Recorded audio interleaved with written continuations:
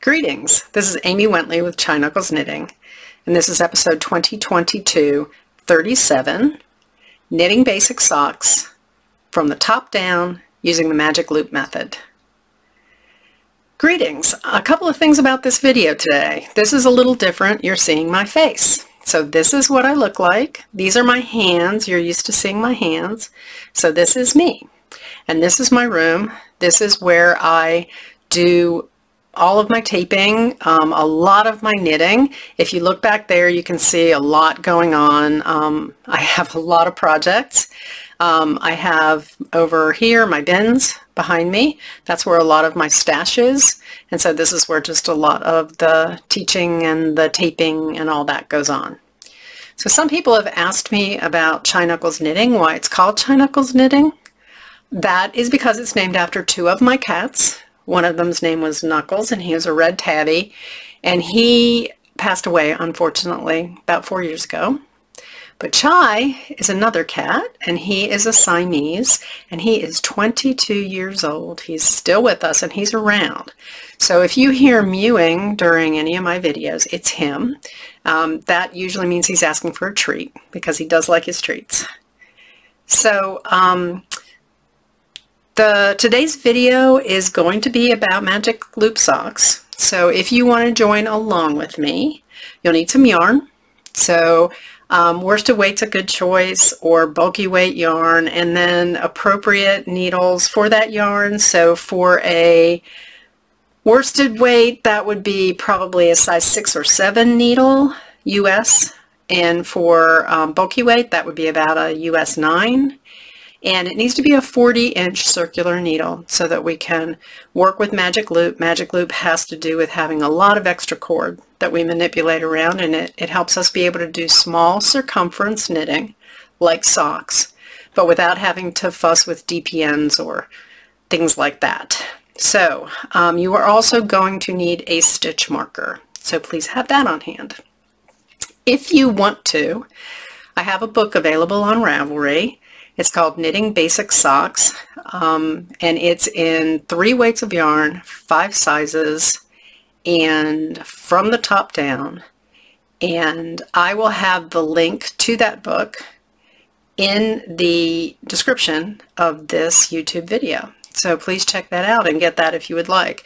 So as I said, it does cover 3 different weights of yarn, 5 different sizes of socks from baby to man. So please grab a hold of that if you can. And thank you for joining me at the video today. And I look forward to seeing you soon. So let's get on with our video. Thank you. Bye-bye. Okay, let's get started knitting socks. So these socks are knit from the top down. They're going to be on magic loop, so that means we have a 40-inch circular needle, and we have our yarn, and we have 1 stitch marker. I also have another video that covers knitting socks on double pointed needles, and that will be linked in the show notes too. So let's just get started. We're going to start by casting on, and we will cast on all the stitches that we need for the sock from the very beginning. So for this demo, I'm going to be working on a baby size sock, and I'm going to be doing it on bulky yarn, so it's going to turn out bigger than a baby sock. But that's for demo purposes, just so you can see the stitches real well. So I'm going to do a baby sock, and I need to cast on 28 stitches. And so I need to use a flexible cast on. So that could either be a knitted on cast on, a crocheted cast on, a long tail cast on. I have links in the description, again, on videos that show you how to do all of those. And those are all good, stretchy cast-ons. You do not want to use something tight like a cable cast-on, for instance. So we'll start by casting on 28 stitches. And I'm going to be using the long tail cast-on.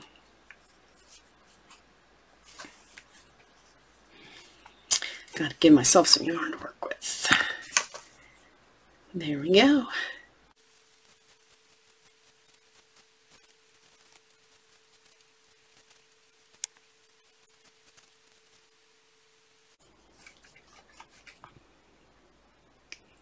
There you go, 28 stitches cast on. So then what we want to do is join to work in the round. And what we need to do before we do that is to split our stitches on our cord for magic loop. So what you want to do is slide your stitches down, and I'm going to back away a little bit so you can see the bigger picture. So here are the stitches I cast on, and I just finished here on this needle. I'm going to slide these stitches down to the middle of the cord, and I'm going to count half of the stitches and pull the cord out from in between. So 2, 4, 6, 8, 10, 12, 14. I'm going to pinch the cord and pull it out. So I'd like to mention here too that I'll be giving you tips and things about working magic loop, but I won't really be spending a lot of time teaching magic loop. So if you would like to see a video on that, that's linked in the show notes too. So now I've got my stitches split, and I move them up onto the needle. And then I want to orient them to start working in magic loop. And whenever you work magic loop, whenever you start a new round, you have the yarn with your working yarn in the back. So I've got these two needles. This one's in the front, like that. This one's in the back. The one that's in the back has the working yarn coming off it. So I want to get the tail out of the way, and as a matter of fact, I'm going to cut that a little shorter now so it doesn't drive me crazy. So there you go. And then I'm going to have the working yarn coming off the back needle, and I want to have my spine of cast on stitches pointing down. Okay, and I want to make sure that the stitches are not twisted over here where they join. So I am all set up and I'm ready to go with magic loop. And so now I need to join to work in the round. So let me get a little closer for you. Okay, this is my needle in the front. This is my needle in the back with the working yarn coming out of it. And this is all my extra cord that's just hanging in the middle back there that I'm going to ignore. So I want to knit this stitch on the front needle, and as a matter of fact, I'm going to be working knit 1, purl 1 ribbing all the way around, so I'm starting with a knit stitch here. So in order to work that stitch, I need to use this needle in the back because I need this stitch to stay on this needle. So I'm going to pull the needle from the back. I'm going to bring my yarn up in the middle here, and wait a minute. I actually want to make sure my needle comes under and that my yarn is on the top. Okay, that just keeps you from getting an extra yarn over. And I'm going to insert my needle as if to knit, and then I'm going to wrap the yarn and pull through that first stitch. That's a knit stitch. And then I'm going to tug this snugly, not tight, not real tight, just snugly. And then I'm going to bring my yarn forward to purl and back. And I'm going to do ribbing, knit 1, purl 1 ribbing, all the way across this needle.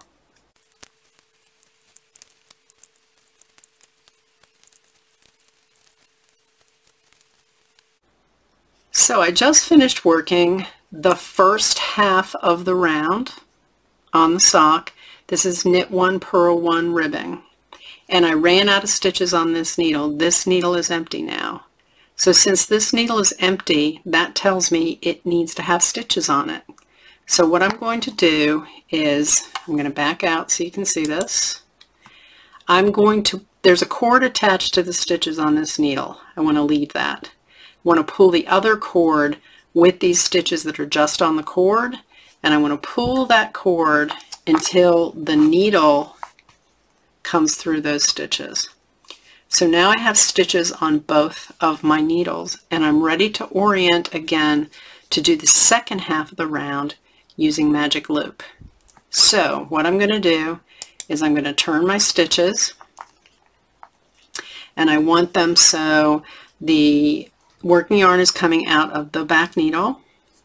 And this is now the second half of my round. Notice how I haven't worked any of these stitches yet.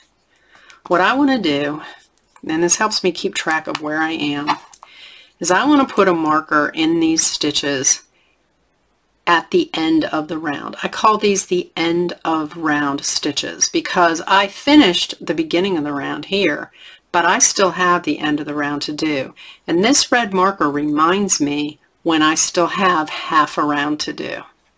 So at this point, I want to work this stitch on the front needle. This is going to be a knit stitch to continue the knit purl pattern. And so I need to use the back needle.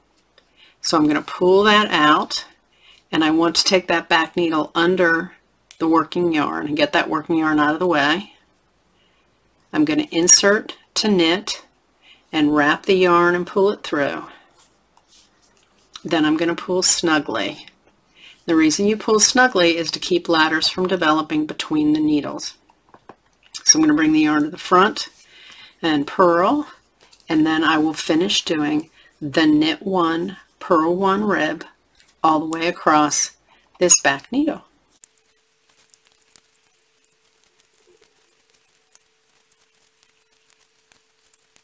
So I just finished the first round of knit one, purl one ribbing on this cuff. And so I will continue working knit one, purl one ribbing on the cuff. And for a baby yarn, baby sock like this, for the demo, I'm probably going to work about 4 rounds of the cuff. If you were working a women's sock on worsted weight yarn, you would probably work about 2 inches of ribbing. For a baby sock, it would be about 1/2 inch of ribbing. And that's pretty true of whatever weight yarn you have.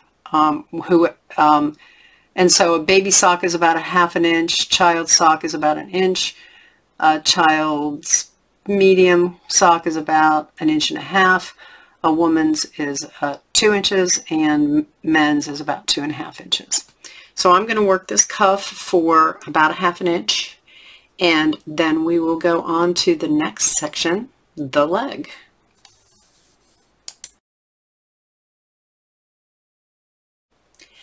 I just finished working my last row of ribbing for my cuff. This was the end of the round stitches, and so I have my empty needle now here, and I'm going to pull my cord through to get both sets of stitches on needles, and I'm going to turn. And so now I have the beginning of round stitches at the front, the end of round stitches behind, and the working yarn coming out of the back needle. So now I'm going to be working the leg. So a couple of things to go over.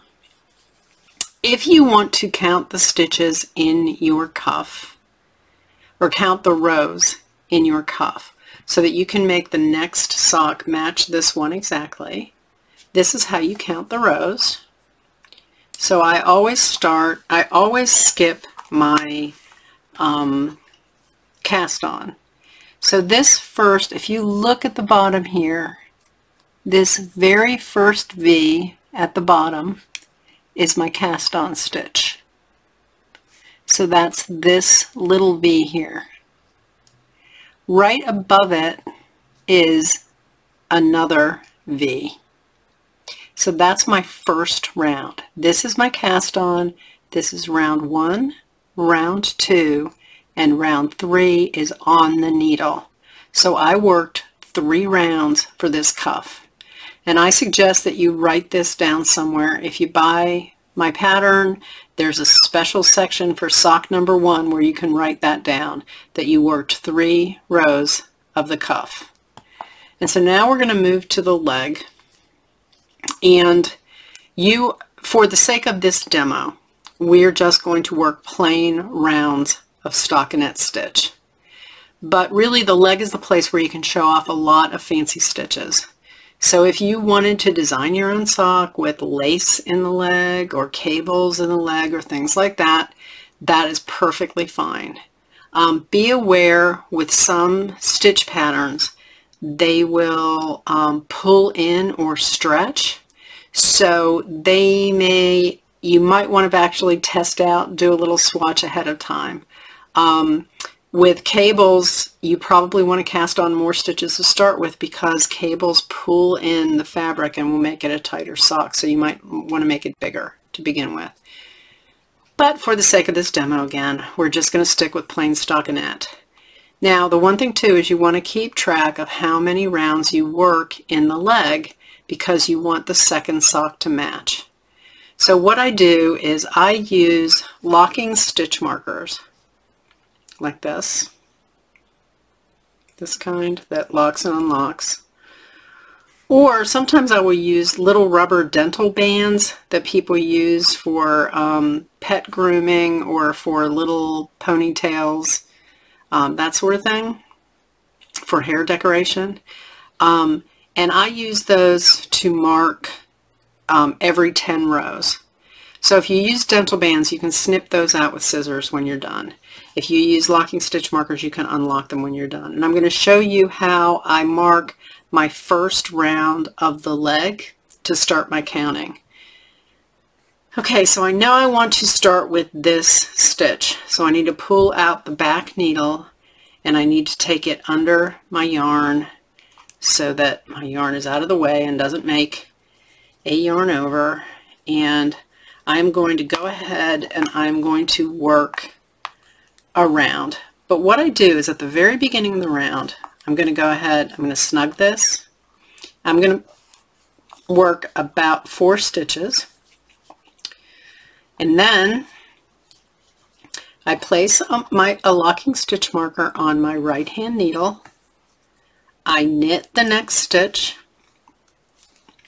And then I lift that locking stitch marker over that stitch to make kind of a collar around that stitch.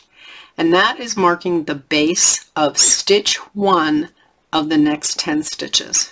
Okay, so I'm going to continue working around, and this is round 1.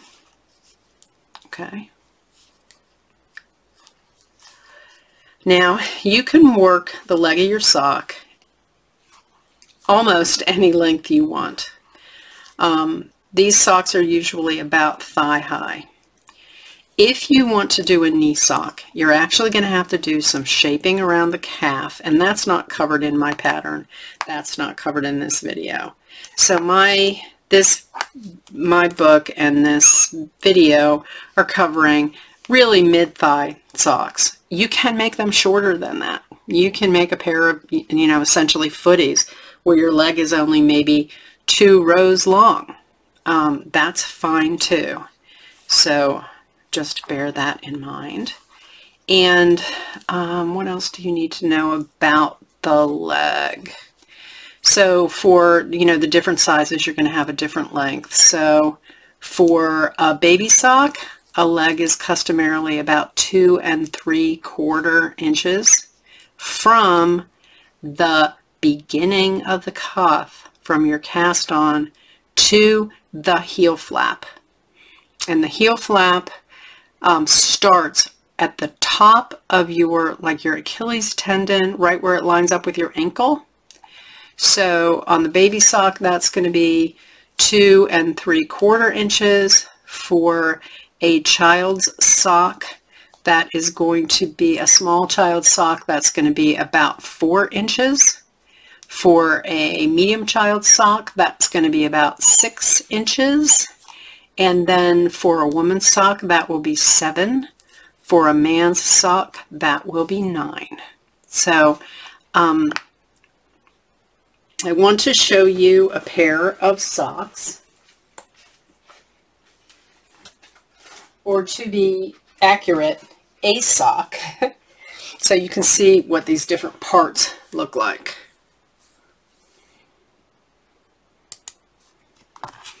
So this was our cuff. This is the leg. This is the heel flap. So the heel flap occurs, probably that's about almost 2 inches from the bottom of your foot. It's really parallel to your ankle. Your ankle is going to be right about here. This is the heel flap. This is the turned heel. This section is called the gusset. And this is the foot. And these are the toes. Okay? So what you're going to want to do is continue to work in rounds on the leg until you're ready to work the heel flap. So when we come back, I'm going to go ahead and work some leg rows. I'm going to stop at row 10. I'm going to show you how I mark row 11, and that will be in the next section. Well, actually, I'll pause now. I'll show you that, then we'll move on to the next section. Hi, I'm back. I finished 10 rows of the leg in stockinette, and I just wanted to show you here how I count the rows once I put one of these locking stitch markers in. So let me get even closer. Okay, so this marker is at the base of this V stitch right here. Excuse me. That V stitch is stitch 1. As I go up, it will be row 1, 2, 3, 4, 5, 6, 7, 8, 9, and the stitch on the needle is 10. So do that one more time. That's 1, and then up to this V, 2, up to this V, 3, 4, 5. I'm counting those V's. 5, 6, 7, 8, 9, and 10 is on my needle. You count 10 because you worked 10, okay? So now if I'm continuing to make my leg longer, and I'm not here because this is the demo, but what I would do is I'm then going to mark row 11, okay? So I'm going to pull my needle out. I'm going to work 4 stitches of round 11. I'm going to put my marker on the right needle, knit the next stitch, lift the marker over the stitch, and let it hang to the front like that, okay? And keep going. Now once I get my leg long enough, and what you're going to want to do is measure from the cast on to the base of your needle, okay? And so for me, that would be 2.5 inches, and I'm going to stop there, okay? You can see the 1/2 inch down there, okay? I'm going to stop there. So once I decide to stop and work on my heel flap, I'm going to put a marker in like this too. This happens to be on row 11, okay? If I needed to knit a few more, then I would just put another marker in a few more rows, because I want to mark where I'm going to start working eventually on my heel flap, okay? So I'm going to go ahead and work round 11 here, and then I am going to start the next section, which is going to be the heel flap.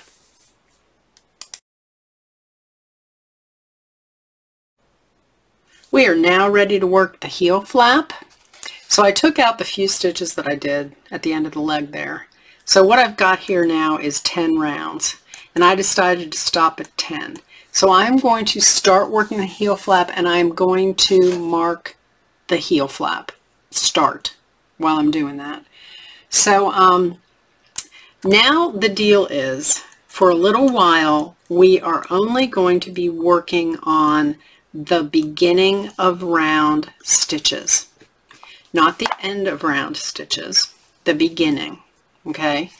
The beginning of the round stitches are eventually going to turn into our heel and the bottom of our foot. The end of round stitches are going to end up being the instep or the top of our foot, okay? So we're going to leave these end of round stitches on the cord back here, and we are not going to touch them for a while, okay?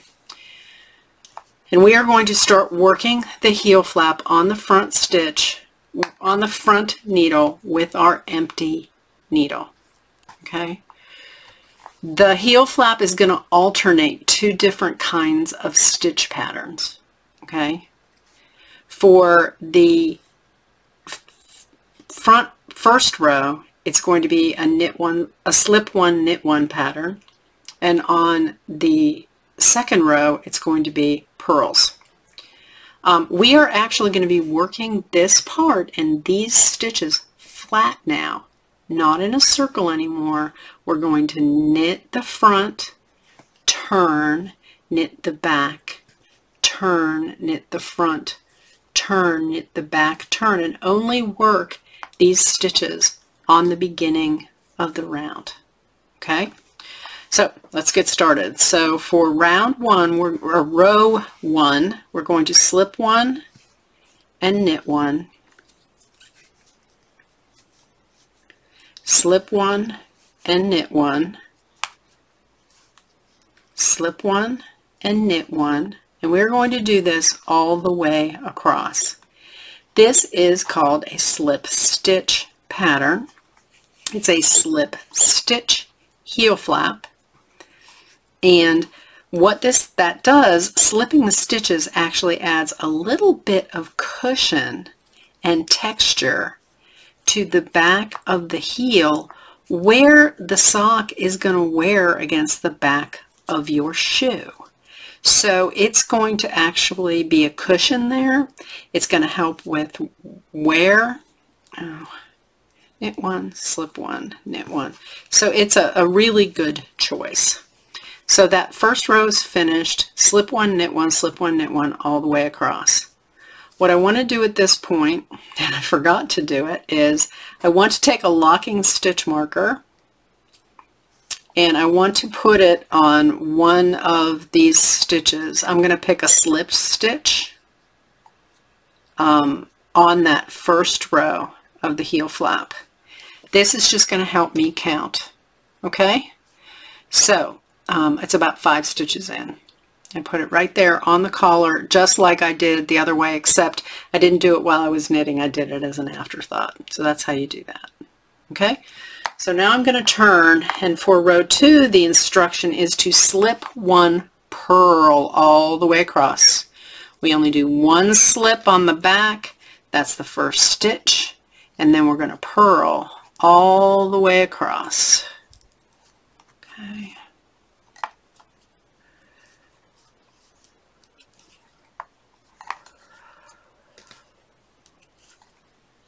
So, for the heel flap, what the general math for this is you work as many rows on the heel flap as you have stitches in the heel flap. Okay, so as you recall, we have half of our stitches at the beginning of the round, half of our stitches at the end of the round. So I'm talking about half of your total stitches. Get that count, and that's how many rows of the heel flap that you're going to do. Okay, whoops, I forgot this last stitch here. Purl. Okay, so I've got 2 rows done so far, and I'm going to turn. So let me explain then. I have 14 stitches on this needle for the heel flap. So I'm going to want to do 14 rows of the heel flap, and it will be +1. Okay, so that'll be 15 rows total. So I am going to work these rows 1 and 2 for, I'm going to do it for 14 rows, and then I'm going to show you how to do some counting and how to do the 15th row. So we are going to pause for just a bit while I do that, and I will be back. This is the heel flap. This is 14 rows of the heel flap for me. I still have one more to do because I had 14 stitches, and so I told you the way we do the rows on the heel flap is the same number of rows as we have stitches plus 1. So to count these stitches, I put a marker at the bottom of one of my slip stitches. I can count my slip stitches, and they are 1, 2, 3. They're these big ones. They're big, long stitches because they were slipped. So 1, 2, 3, 4, 5, 6, 7. So I have 7 slip stitches. If I multiply that by 2, that's 14 rows that I've completed. I need to do one more right side row before I can turn the heel. So I am going to do that right now, and then we will start the section on turning the heel.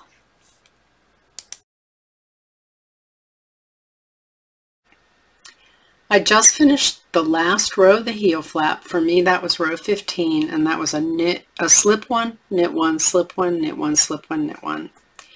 And I'm ready to turn and work and turn the heel right now. So I need to turn to have the back side facing me, the wrong side facing me, and you'll see now that the heel flap is big. And the stitches that we have on hold back here, they haven't done anything. So we've grown a lot here, this big heel flap. So now we're going to turn the heel, and this involves short rows, and they are simple short rows. So you may have heard of German short rows, Japanese short rows, rapid turn short rows. This is none of those. This is just a simple short row, and what that means is that we're going to work partially across the row and stop short of the end of the row, making it a short row, and then we're going to turn and we're going to work again on the other side. So we're going to do this together step by step.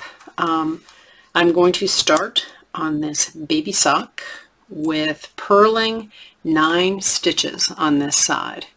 And what that's doing is that's taking us a little bit past the middle of the sock. So 1, 2, 3, 4, 5, 6, 7, 8, 9. And then we are going to purl 2 together. There we go. And purl 1, and then we are going to turn.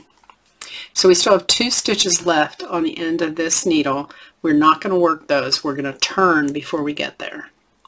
So I turn the whole piece of work, and now on the next row I'm going to slip 1 as if to purl, knit 5, 1, 2, 3, 4, 5. I'm going to knit 2 through the back loop. So I'm going to take my needle to the back of the next 2 stitches, wrap and pull through, and then I'm going to knit 1.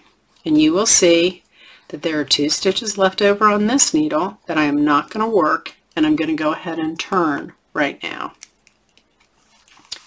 So on this side I'm going to purl 6. I'm going to slip 1 and purl 6. Notice that's one more. In the last instruction it was knit 5. This one's purl 6. So it's slip 1, purl 6. 1, 2, 3, 4, 5, 6. And then notice I get here and I actually have a stitch and I've got a gap between it. That's where I did the short row before. And what I want to do is close that gap. The way I close that back is with a decrease. In this case I'm on the purl side, so it's going to be purl 2 together, and then I purl 1. So this takes me to the end of this row. Now I got to the end of the row really quickly on here because this is a baby size and it's a tiny heel turn. Okay, for you, you're going to continue working purl rows, knit rows, purl rows, knit rows, and you're going to be adding one more in this medium section every time you go. So remember, I started with slip 1, knit 5, then it was slip 1, purl 6, and then that means on the next row it's going to be slip 1, knit 7. Okay, so we'll do that on this side.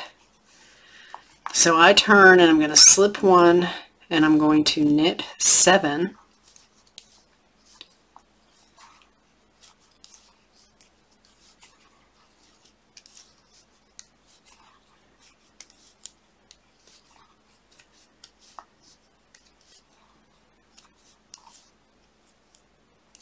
And then I come up to, whoops, that yarn split.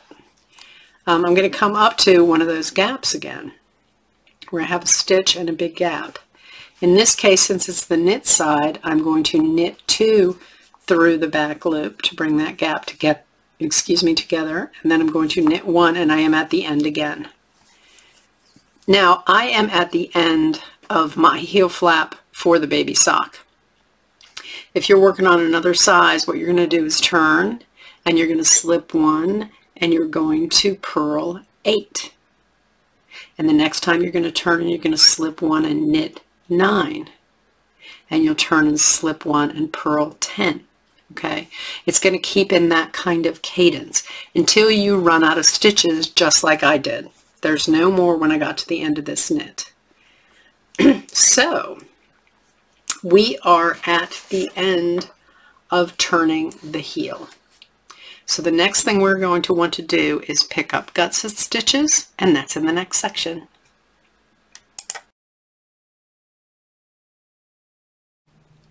Now that the heel flap is done, it's time to pick up the gusset stitches. So what that means is I am going to be picking up stitches along the edge of this heel flap so we can start to form a gusset, which is really the part around the sock that kind of cradles the ankle. So here's what a sock looks like. And we finished the leg, and we finished the heel flap, and we finished turning the heel. This whole section here, all around the ankle of the sock, this side of the sock and the other side, all the way around here, is the gusset. And what happens is, when we finished the heel flap, we started with 14 stitches and I ended with 10 here for the baby sock. So you end up with less, okay, than you started with after you turn the heel. But then you're going to pick up gusset stitches on this side. You're also going to be picking up gusset stitches on this side later. So you're going to have a total of something like, oh, let me think, 14, 24 stitches all the way around here. When you actually started way back here on these beginning of round stitches, I had 14. And now I'm going to have 24 just here on this heel needle. We'll get there, okay, trust me on this. But what happens, you'll have 24 stitches here, and then you're going to have the, I would have the original 14 stitches on my instep back here, and they're all around this sock here, the fat part of the sock. So that'll be 24 plus another 12, so that's going to be 36 stitches. So I'm going to be starting with like 36 stitches here, and this is a bigger sock, so this was a different number on this particular sock. But just to explain to you that for the baby sock, I'd be starting with 36 stitches all the way around, and I would want to get it back down to my 28 that I started with for the leg. So we're trying to get from 36 stitches down to 28 in this gusset area, and that's done with gusset decreases here, and we'll cover that in a future section too. Okay, so just so you know kind of what the landscape of all of this is going to be. So we're going to pick up stitches along this heel flap to start with. Okay, and the way we're going to do that is we're going to use this empty needle that we had before. And I'm going to get really close so I can show you this. We have a bunch of slipped stitches on the edge here of the heel flap. If I turn this over and you're looking at the back, do you see how they kind of curl over back here? There are 7 slipped stitches here all along, and these are all these V's. These V's are our slip stitches. Okay, there's one.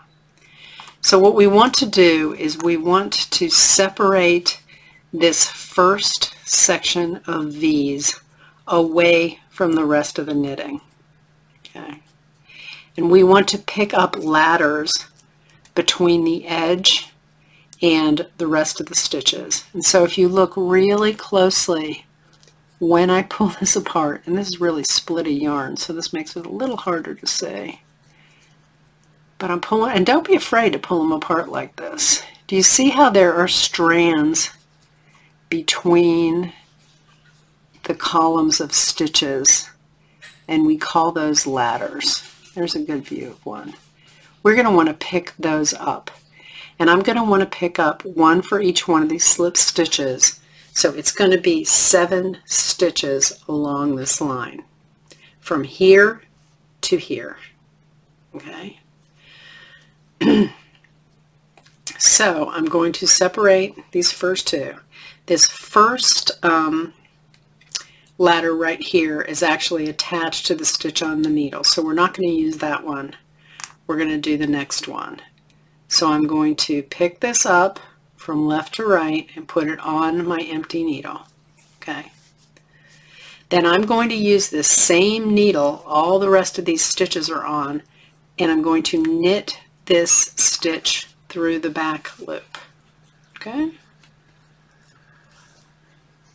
Now, I like to do this next thing because I tend to have trouble keeping track of counting when I'm doing things like picking up stitches.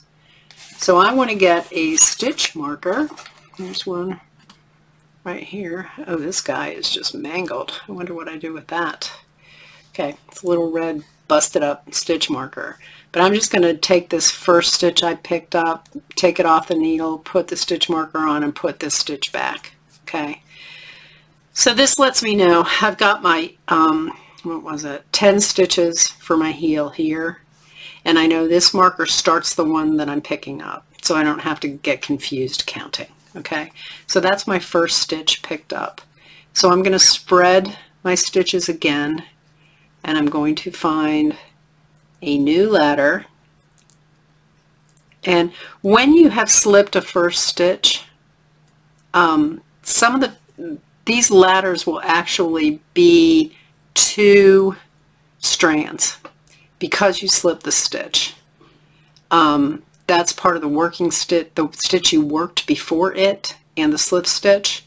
So you only really need to pick up one of those 2. You can pick up both of them and knit them both together through the back loop, but those aren't separate. Okay, so that's picked up the second one. So the third set of ladders, and there's 2 there again, are right here. I'm going to pick up one of them, and I'm going to knit through the back loop again.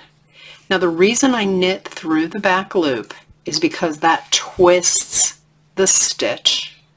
And when I twist the stitch, that makes this join along the gusset a little bit firmer, a little bit more stable. Okay, you won't see holes if you knit through the back loop. So let me just show you that on the sock that I had, my other sock here. When I pick up these gusset stitches and I twist them, you don't really see big holes here. along this line. If I didn't twist them when I pulled it like this, you would see bigger holes there. Okay? So that's what we're attempting to do. So I'm over halfway there. I need to pick up 3 more stitches between here and here. And notice how I have 3 sets of V's, so that's very convenient as kind of a guide for me. So I'm going to split again and pick up one of these strands through the back loop. That's 5, and I need to pick up 2 more through the back loop. 6, and then one more time. And that is picking up the stitches for the gusset, and I believe this is our which gusset would this be?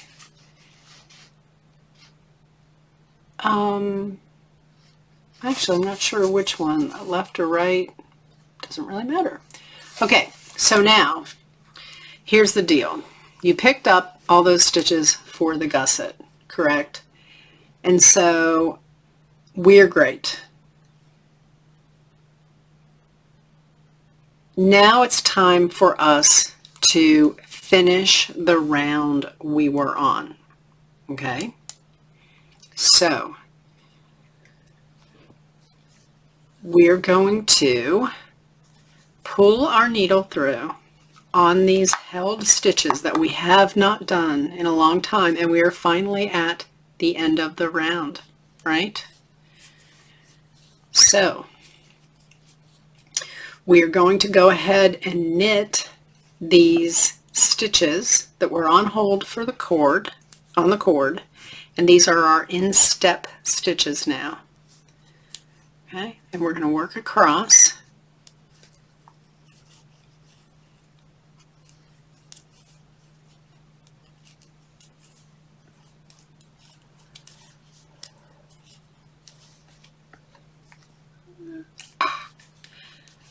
There we go. And so I'm knitting across my instep, and this is the original amount of stitches that I had, which was 14. Okay, those have not changed. They're not going to change for a while. These stitches, these 14 stitches, or these stitches on the end of round needle, are not going to have anything happen to them until we get to the toe. So they're going to be left alone for a while. So now I actually made it to the end of the round. I've got an empty needle.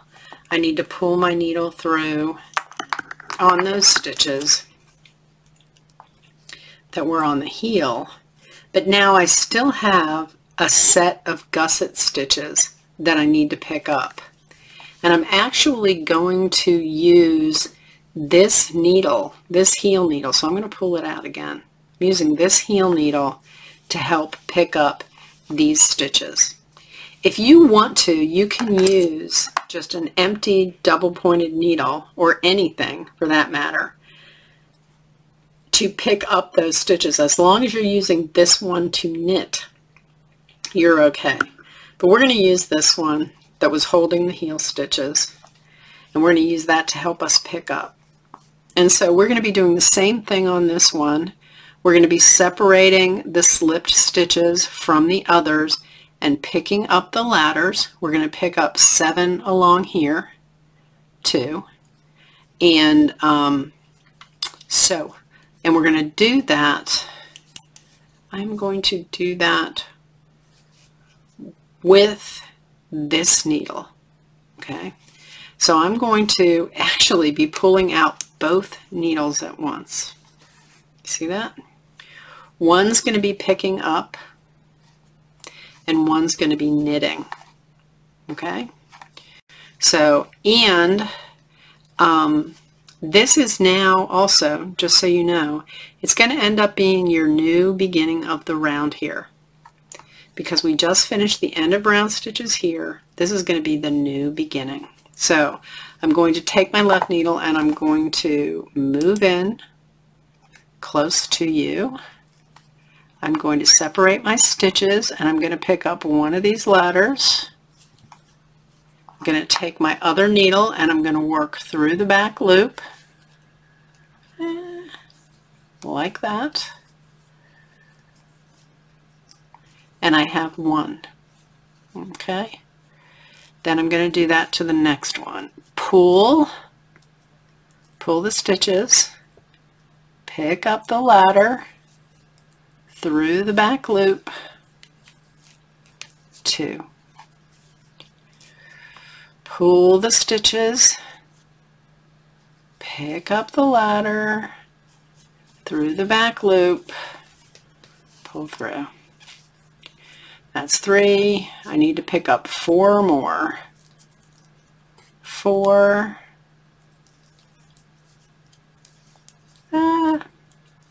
And remember, you're working them through the back loop. 4, 5,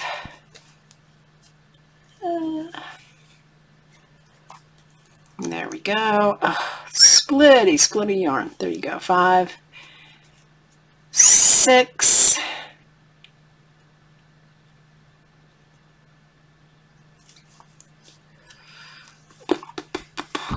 if you run out of space before you pick up all your stitches, you can always pull them all out again and try again. Okay, there's no harm, no foul here. If you run short, I'd pull them out, try again. So I've got 7 stitches that I picked up on the gusset here. So these are my beginning of the round, and what I need to do now is complete a whole round. Okay, so what you want to do is, now that you picked up these right gusset stitches, and this is now the beginning of round, these are the beginning of the round stitches, this is the needle that I'm working with. I am now going to finish knitting across all these stitches. So this is my 7 that I just picked up, my 10 that were left over after the heel turn, and then my 7 that I picked up earlier for this side of the gusset. So I'm going to go ahead and work those. I'm just going to knit those. Now, switched to Continental on you there. Let me get my yarn back in this hand so as to not confuse anyone. And so I'm going to work a complete round here. Then what's going to happen is I am going to start the gusset decreases, and that'll be covered in the next section. So I'm working knit stitches all the way here, and these are on the heel stitches, and that's going to be a total of 24. And then I'm going to pull my needle through and work again my instep stitches so that I get back to the beginning of the round, the beginning of round stitches here. And then we will be starting the gusset decreases.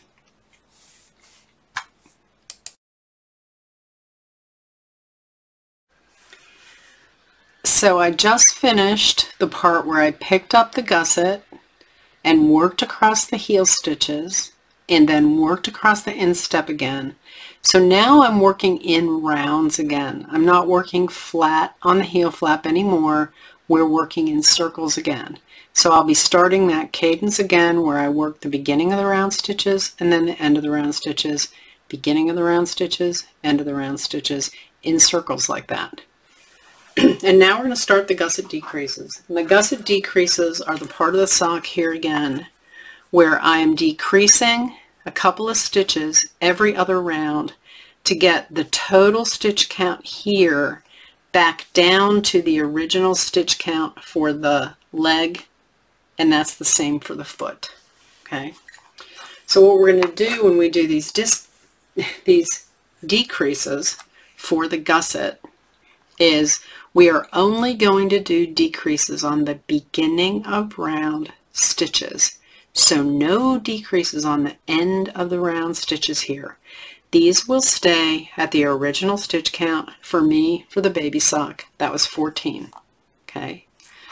So we're going to go ahead and get ready to start the next round. We're going to pull our cord through to get our stitches on the needle,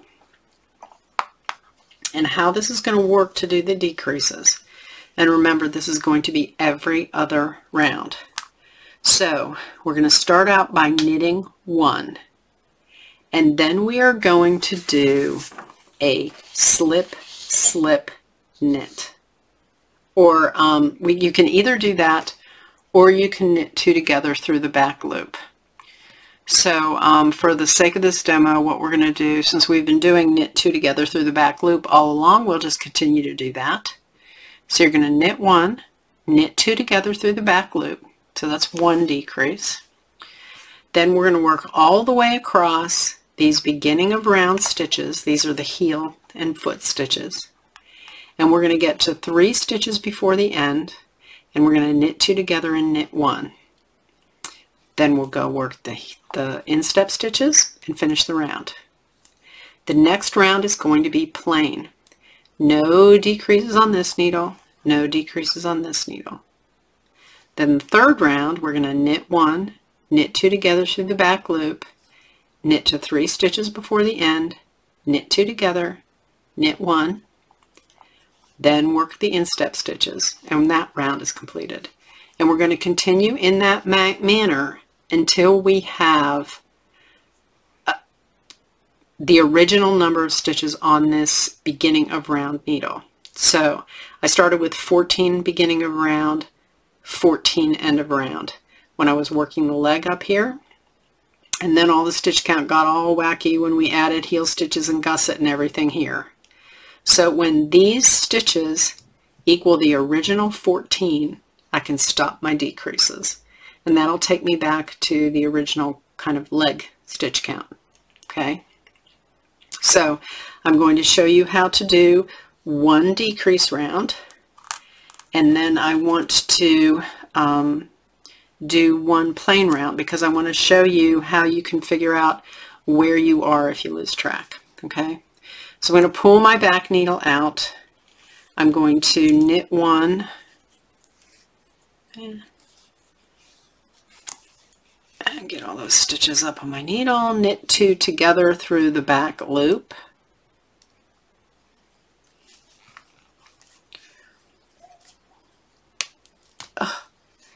There you go. Knit 2 together through the back loop.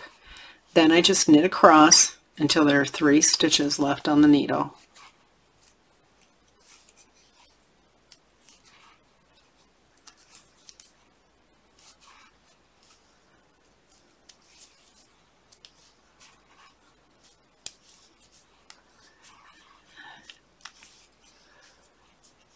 A little bit slow.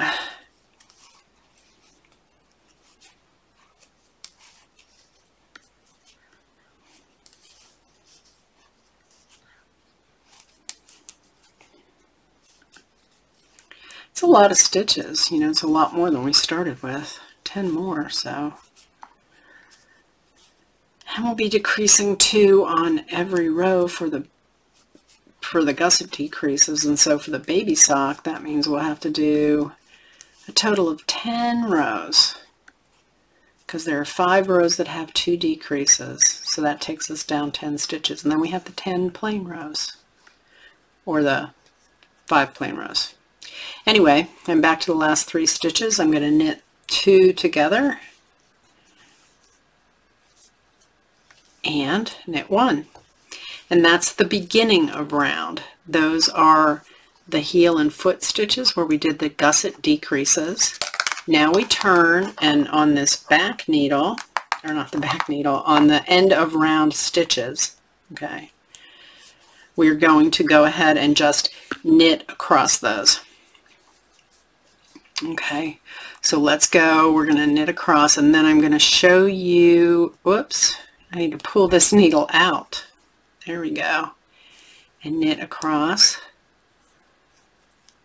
And tug.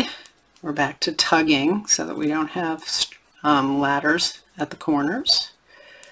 And so I'm working, I'm sorry, I'm doing continental again. I'm a little faster that way, so I just kind of fall into that pattern, and I'm sure you're happy for me to go a little faster on these stitches, so you'll forgive me switching. Okay, and then I get to the end of the round, and that is the end of the round. See, there's my marker. And now I'm going to get ready to work the next round. Now let's say I can't remember, which happens to me all the time.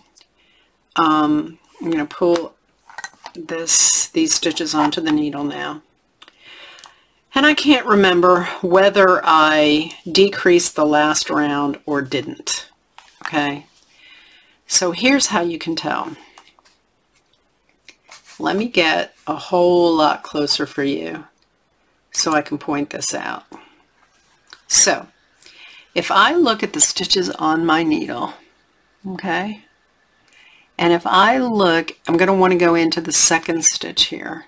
If I go into that second stitch, and if I look under it, this is the second stitch, if I look under it, I can see, and you can, use another needle and pull it so that you can tell, but I can see that I have 2 stitches under this stitch that were worked together on the previous row.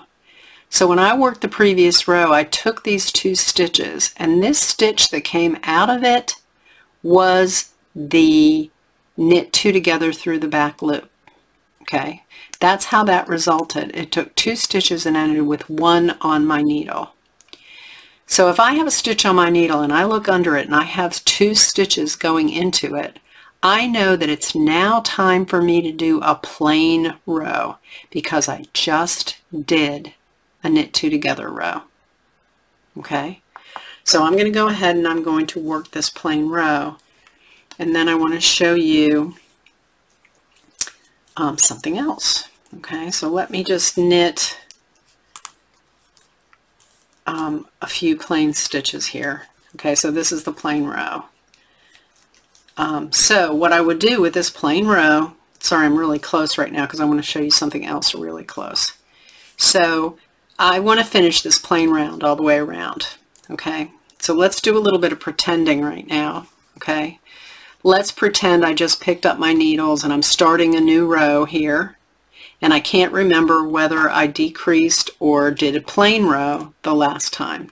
Okay, in this case, if I look at the stitches on my needle very closely, I see a stitch on my needle, I see 1 stitch underneath it, and underneath that I see 2 stitches that were worked together. So these were the 2 stitches that were worked together, and this was the stitch that resulted. Then this was the plain row that I knit. So this now tells me if I was starting this row now, that it would be time to do a decrease on this row. Okay? So I'm going to continue to work these 2 alternating rows. One with decreases on the beginning of round stitches, and then 1 round with no decreases on any stitches. And I'm going to do that until I get down to the original 14 stitches on my beginning of the round needle and 14 stitches on my end of the round needle. And of course the end of the round needle has had nothing going on with it. It's just been 14 all along. Okay? So when we get back to the next section, we're going to be ready to work on the foot, having finished the gusset decreases. So the next section is the foot.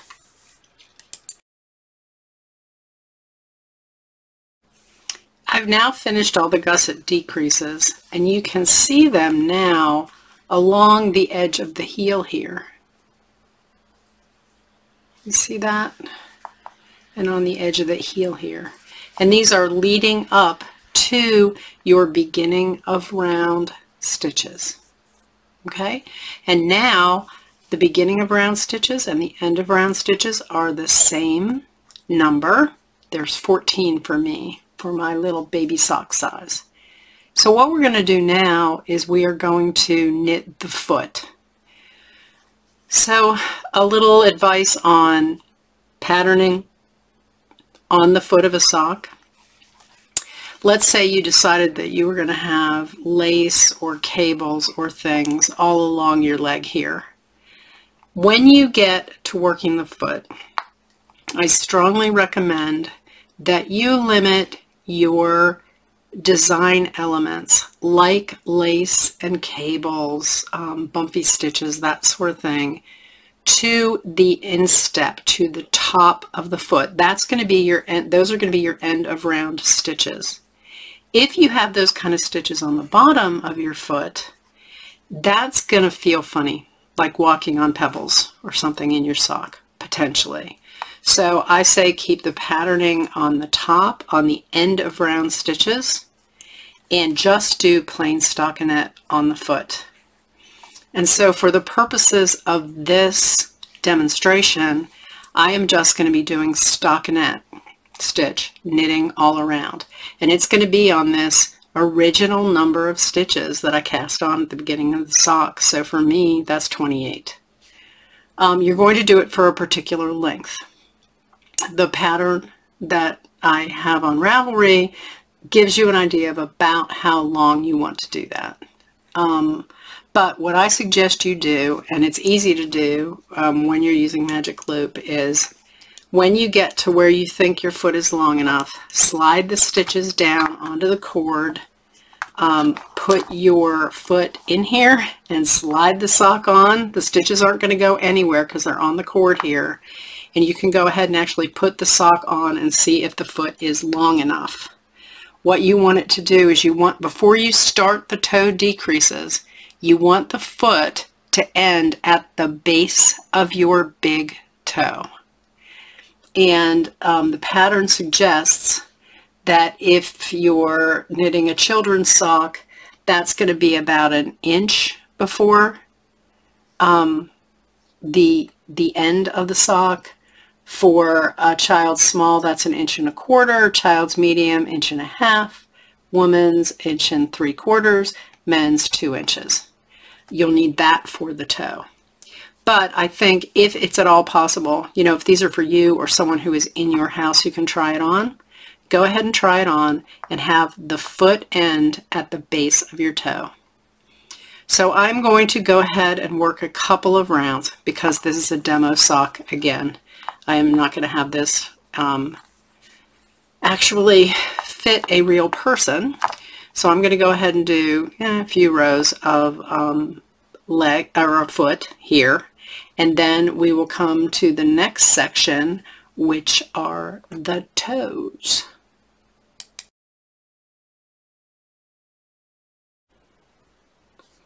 I finished working the foot on my demo sock here. I did 10 rounds of plain stockinette, and I ended with the end of round stitches here.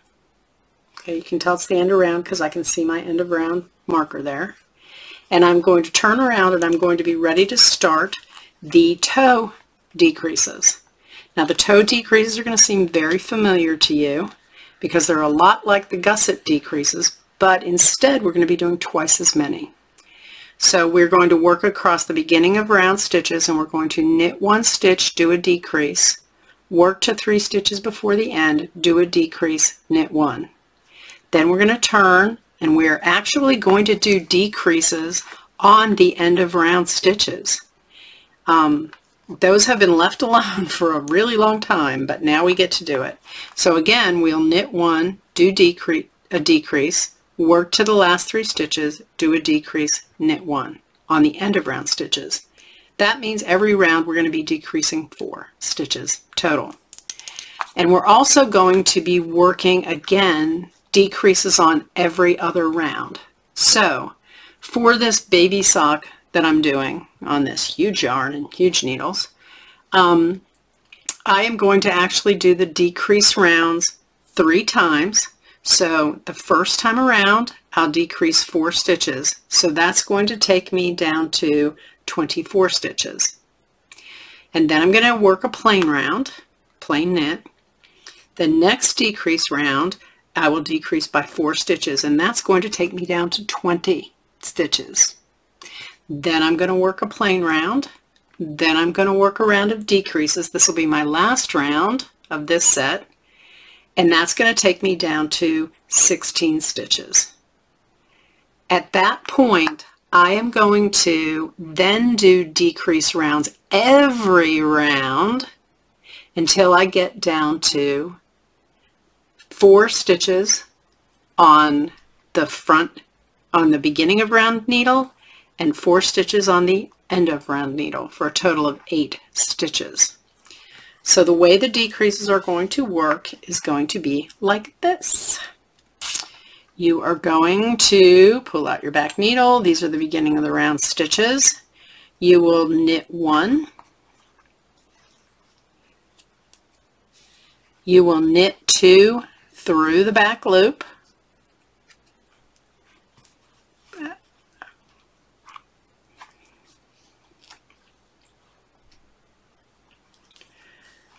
Good. We're going to knit until there are 3 stitches left. Now, just a word that if by some chance you have decided to be working a pattern on the instep still, at this point we're on the foot, so we're just doing plain knit stitches because we wanted to keep the bottom of our foot smooth. And when we get to the last 3 stitches, we're going to do a knit 2 together, and then we're going to knit 1, and then we turn and we work the end of round stitches. If on your end of round stitches you have a pattern that you've been doing all along, you can decide, if you want to, you could stop the pattern at the toe. That's up to you. Or you can keep going on with the pattern and include the decreases in that pattern. For me, right here, right now, I'm just doing stockinette, so I'm just working knit stitches. So I'm going to knit 1, and then I'm going to knit 2 together through the back loop. Then I'm going to knit until there are 3 stitches left. And as I said earlier, this is going to bring me down from 28 to a total of 24 stitches. So I'm continuing along. Ooh.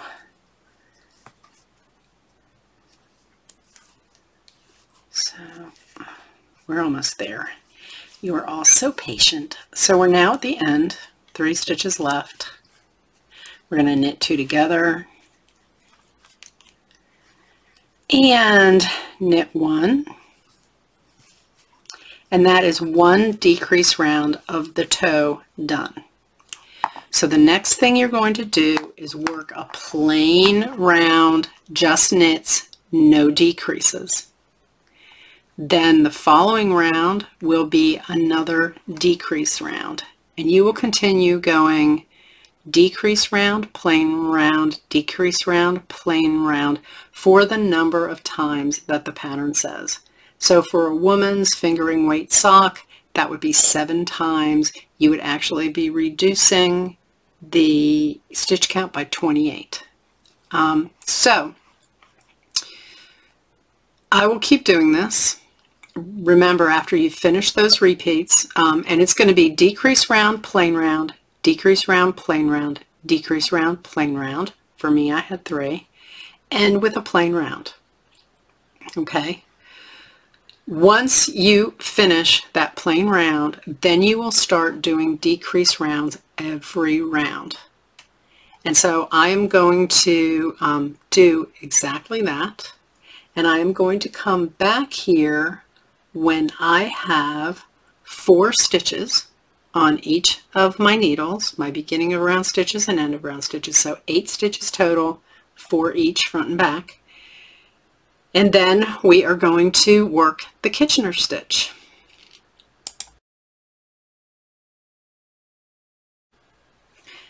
I just finished working the toe decreases, and the way that worked, again, you'll remember, is I did a decrease row, round, all the way around, beginning and end stitches, a plain row, decrease, plain, decrease, plain. I did that 3 times. So decrease, plain, decrease, plain, decrease, plain. So for my size it was 3 times. And then I did 2 decrease rows, one right after another without the plain row in between. And I ended up with 8 stitches total, 4 on my beginning of round, 4 on my end of round, and I just finished an end of round. So now I'm ready to work the Kitchener stitch, which is the way that we graft the toe. And so I'm going to bring both sets of my stitches, beginning of round and end of round, onto my needles. And I'm going to have them situated like this. I'm going to cut my yarn now, and I am going to leave probably about a 12-inch tail. That's about how much I usually leave. And I'm going to thread that tail onto a darning needle.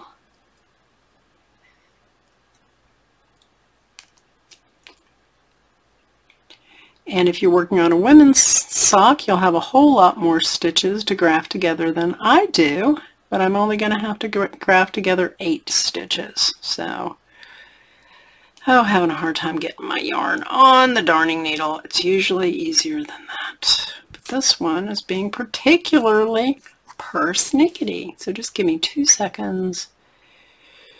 It should work now. Yep, here we go. Come on. There we go. There you go. So I now have my yarn on my needle, my darning needle. I've got about 12 inches of yarn here to work with. I'm going to get my cord out of the way.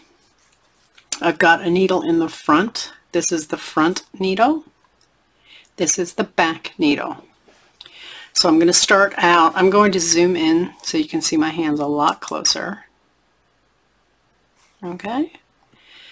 I'm going to start out with setup, a couple of setup stitches. So I'm going to take my darning needle and I'm going to insert as if to purl on the first stitch on the front needle. I'm going to pull that through. I want to keep my yarn under my needles at all time and between the needles. Then I'm going to go back to the back needle and I'm going to insert my darning needle as if to knit and pull that yarn through. And notice how my yarn is wanting to go over the front needle. I'm going to want to take it and have it go under. Okay? No yarn over, that's the rule. So those were the 2 setup steps. So now I'm going to be working in sets of 4 steps to work the Kitchener stitch. So the first step is to insert my needle and the first stitch on the front needle as if to knit, and I'm going to slip that stitch off the front needle. Then I will insert my needle as if to purl on the next stitch on the front needle, and I'm going to leave it there. And I'm going to tug after I do each one of these stitches to make sure that these stitches are nice and firm underneath. Now it's time for me to move to the back needle. So the first 2 steps were on the front needle.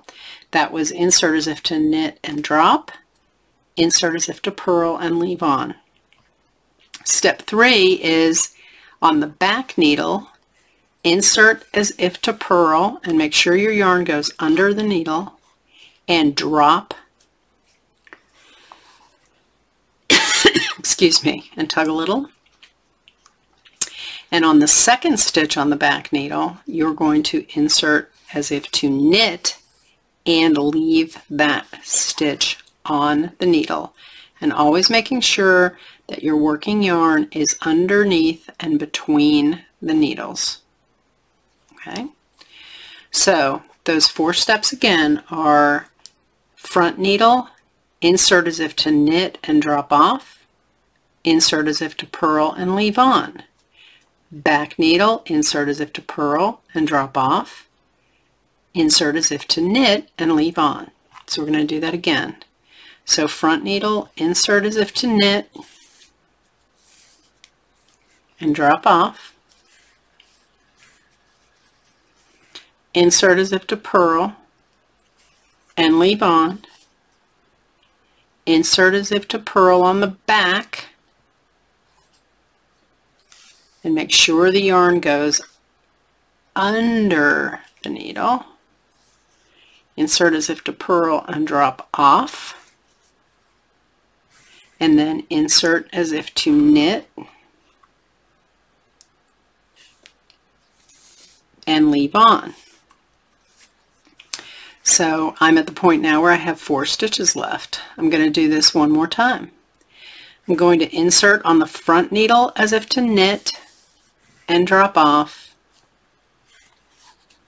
Insert into the second stitch on the front needle as if to purl and leave on. Go to the back needle, insert as if to purl,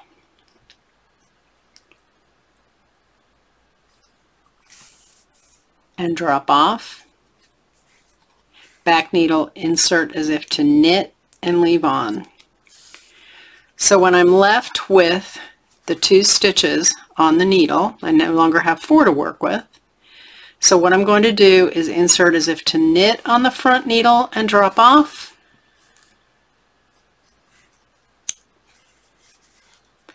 And insert as if to purl on the back needle and make sure that yarn goes under and drop off. And that finishes the grafting of the toe. And so it gives you a nice, you can pull a little bit tight too, just to make sure that you don't have any gaps or anything as you go along. You can kind of manipulate these stitches a little bit to get them to, you know, all line up and look pretty. Okay?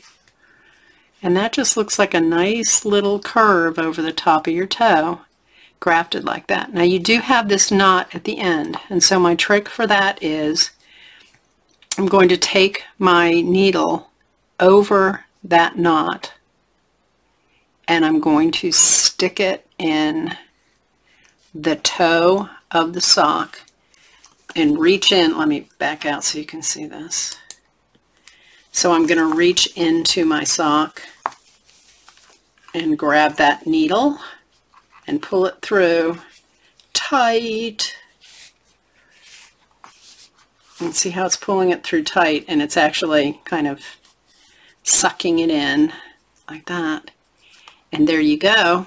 You have your toe grafted. And so your sock is actually done now, except you need to weave in the ends and you need to block it. And that will be the next section.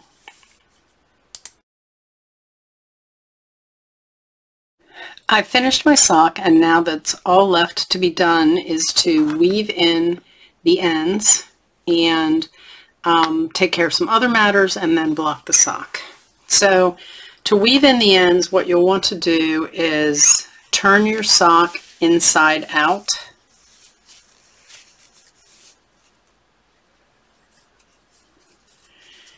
And you'll see that I have the end of my yarn from my Kitchener stitch that I just pulled through. I showed you that in the last part of the video. And so I'm going to take that yarn again and I am going to thread it through a darning needle. There we go. And then I'm going to get close so I can show you this. I'm going to be doing a duplicate stitch, weaving in the ends here at the toe. And so what I want to do is follow the path of yarn, and this actually got, my yarn actually got split while I was pulling it through before. But what I want to do is follow the path of the yarn. Might even get a little bit closer even. Let's see how close we can get and still be in focus. Cool.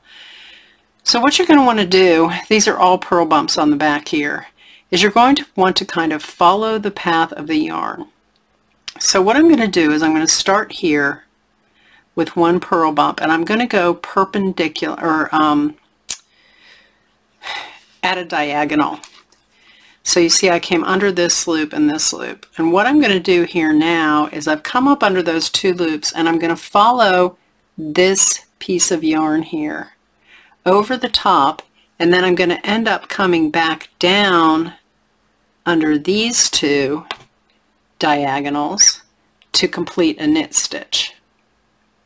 So I'm going to pull this one through. You don't have to have a double pointed needle here like I do. I'm just using this to show you the path. Okay, so I'm pulling that through, and now what I'm going to do is go around and follow this piece of yarn down into these two humps.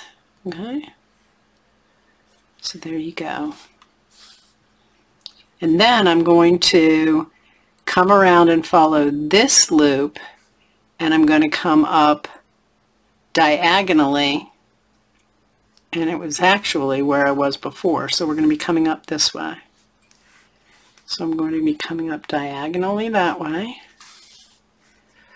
and then I'm going to follow this lump down through these stitches, again diagonally, and I really only need to do that several or a few times to really get this going here. So I'm going to go ahead and pull this through one last time and just do the best you can.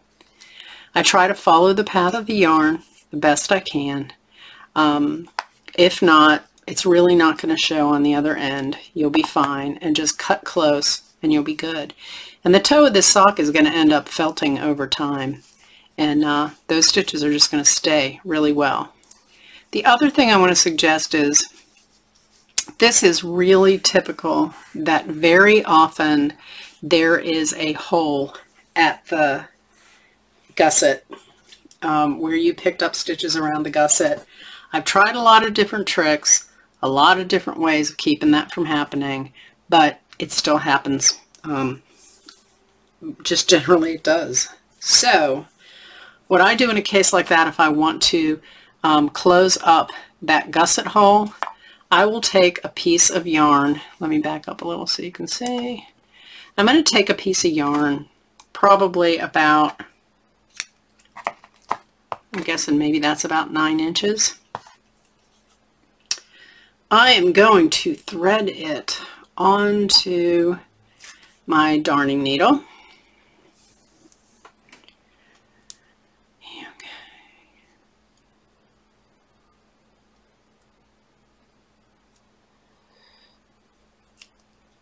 There you go. And what I'm going to do is, I want to end up with 2 tails on this side so that I can tie them together and close that knot. So what I'm just going to do is try to figure out a way to work, grab a couple of stitches on one side of this hole, okay, and leave a tail. Grab a couple more stitches on the other side of the hole and pull that through. And then what I will do is I'll cross those two, and then I'll weave in the ends just like I showed you how to do for the toe of the sock. And what I'm doing is I'm just trying to follow the path of the yarn the best I can with a duplicate stitch and splitty yarn like this. So I go up 2 humps, follow that bump, and then down where I started. I'll just do that a few times, and that's just to secure that end in. I'll do that probably, you know, on a real sock maybe for 1 inch, maybe 4 or 5 times. This is the demo sock. I'm being a little abbreviated. And then I'm going to go ahead and weave in the other piece of yarn on the other side. So let me pull that through. And here we go.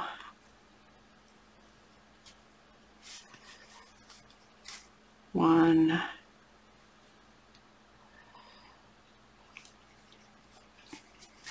So I didn't really tie a knot there. I just crossed the yarns and then I wove them in. And what happens too, again, is around your ankle, that's going to be a part of the sock that's going to be worn well, and it's going to felt in those ends really nicely. So I cut it close, and then you'll see that closed up that hole. So let me show you on this side. What do you think? Looks pretty good. This side didn't have as much of a hole. I think it has to do with how you pick up the stitches sometimes. So we're good. I don't need to fix that side. And this side's looking pretty good. So let's turn the sock inside out again. You've got one more end you're going to need to weave in, and that's going to be at the cuff here. That's your cast on tail. So I'm going to put that on a darning needle. Again, so the way that you thread a darning needle is you fold the yarn over your needle and pinch it tightly, and then try to get that tight pinch in through the hole and pull it through, and most of the times you're successful. So this is inside out, and this is my ribbing. So when I get to the ribbing, the one thing I want to do is, there's usually a little gap from your first and last stitch in that round. So I will go ahead and I will bridge that gap with the yarn and pull it tight. And I'll also come back to where I started and pull it tight there to kind of close that gap at the top of the ribbing. And then I will just take this yarn and I will weave it through the kind of the knit stitch on this side of the ribbing. Just twist it around one side of that knit bar like that. See how it came through? It's just on that side of the ribbing, and then as I get to the end of the ribbing, I would just cut it, and there you go. So as far as blocking goes, what you're going to want to do is you are going to want to treat the sock the way that you're going to want to treat it for the rest of its life. If it's washable, superwash wool, and you want to throw it in the washing machine, that's great. If you've tested this yarn before and you think it can go through the dryer, you can go ahead and throw it in the dryer, and that's lovely. If it is not superwash wool, you're going to want to soak the sock in the sink in cold water. You'll want to let it sit there for at least half an hour. You'll want to squeeze it out, pick it up out of the water and squeeze out, not twist, not mangle, but just squeeze out the water. You want to lay your sock on a towel and roll it up and get as much moisture out of it as you can. If you'd like, you can just lay your sock flat to dry. It's going to have to dry for about 24 hours. About halfway through, you may want to flip it so the other side dries. After 24 hours, check inside. If it's still not dry inside, go ahead and turn it inside out and lay it flat to dry. You do not need to do anything more special than that. You don't need to pin it down. Now, with one exception, if you have a lace sock and you want the lace to open up some and you want to do that, that's okay, but not necessary. The other thing they do make is things called sock blockers. So this is one made out of metal. This is a pretty big one. This is for a man's size. They come in different sizes: child size, women's size, men's size. And you would just, this won't fit because it's not nearly the right size, but you just slip the sock over it and hang it off a doorknob or something to dry, and that works nicely too. So I'd like to thank you for sticking with me through this sock knitting workshop. I hope that you've learned some things here. Please look for future videos, and it's a pleasure to have you. Bye-bye.